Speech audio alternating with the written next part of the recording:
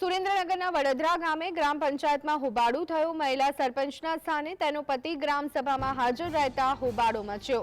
મહિલા સરપંચના પતિ દ્વારા જાહેરમાં ગ્રામજનો દ્વારા વાંધો ઉઠાવવામાં આવતા મારામારી કરવામાં આવ્યા હોવાના દ્રશ્યો પણ સામે આવ્યા છે, જે બાદ તાત્કાલિક ગ્રામ સભા રદ કરવામાં આવી। મહિલાઓને અનામતની વાત માત્ર કાગળ પર, ગ્રામ પંચાયતોમાં પણ મહિલા સરપંચના નામે તેમના પતિ વહીવટ કરતા હોવાનું સામે આવ્યું છે।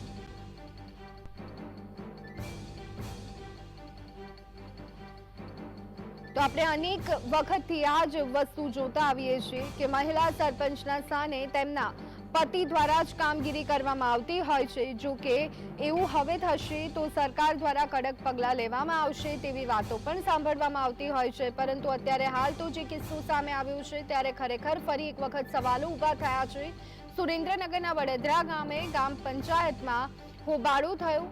કેમ તો મહિલા સરપંચના સ્થાને તેનો પતિ ગ્રામ સભામાં હાજર રહેતા હોબાળો મચ્યો। આ સંદર્ભે વધુ વિગત મેળવી લઈએ। અમારા સંવાદદાતા ફઝલ અમારી સાથે જોડાઈ ગયા છે। ફઝલ, આમ તો મોટી વાતો કે હવે મહિલા સરપંચના નામે તેમના પતિ જો કામગીરી કરશે તો કાર્યવાહી કરીશું, પરંતુ આવો જે કિસ્સો સુરેન્દ્રનગરમાંથી સામે આવ્યો છે, શું છે વિગતો?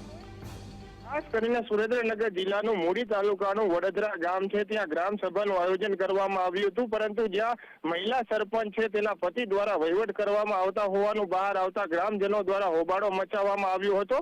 જોકે હાલ એવી વાતો કરવામાં આવી રહી છે કે 33% મહિલાઓને અનામત આપવામાં આવી રહ્યા છે। આ 33% અનામતને લઈને જ આ મહિલા સરપંચને તેમની ખુરશી ઉપર બેસાડવામાં આવ્યા છે, પરંતુ આ મહિલા સરપંચ છે તેમના સ્થાને તેમનો પતિ વહીવટ કરતા હોવાનું સામે આવતા ગ્રામ સભામાં હોબાળો મચી જવા પામ્યો હતો। જોકે આ મહિલા સરપંચના પતિ અચાનક ઉશ્કેરાઈ જઈ અને ગ્રામજનો સાથે મારામારી અને અભદ્ર ભાષામાં વર્તન કર્યા હોવાનું પણ હાલ સામે આવ્યું છે। ત્યારે આ ગ્રામ સભા ચાલી રહી હતી, તે દરમિયાન ત્યાં તલાટી અને અન્ય અધિકારીઓ પણ હાજર હતા, ત્યારે હાલ આ ગ્રામ સભા છે તે તાત્કાલિક મોકૂફ કરવામાં આવી છે અને આ મુદ્દે આગળની કાર્યવાહી હાથ ધરવામાં આવી છે। ત્યારે મહિલા અનામતની ફક્ત કાગળ ઉપર વાતો કરવામાં આવી રહી છે, પરંતુ નરી વાસ્તવિકતા એ છે કે ગ્રામ પંચાયતના જે મહિલાઓ સરપંચો છે તેમના સ્થાને મોટા ભાગે તેમના પતિઓ જ વહીવટ કરતા હોવાનું હાલ સામે આવી રહ્યું છે, જેને લઈને ગ્રામજનો દ્વારા હોબાળો મચાવવામાં આવતા હાલ મામલો છે તે ઉગ્ર બની ગયો છે।